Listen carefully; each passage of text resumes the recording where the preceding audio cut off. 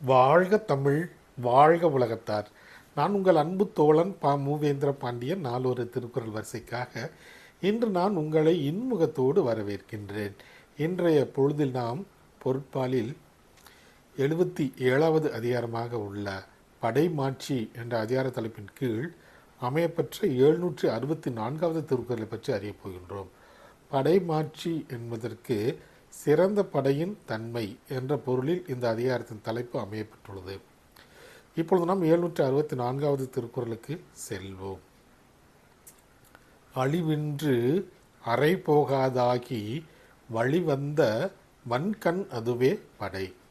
அழிவின்று அறை போகாதாகி வழிவந்த வன்கண் அதுவே படை.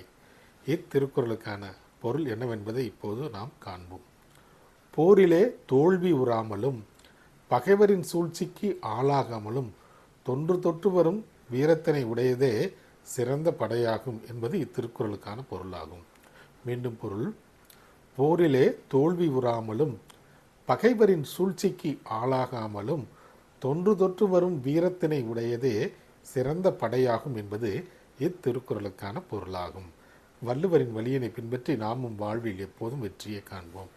நன்றி, வணக்கம், ஜெய்ஹிந்த்.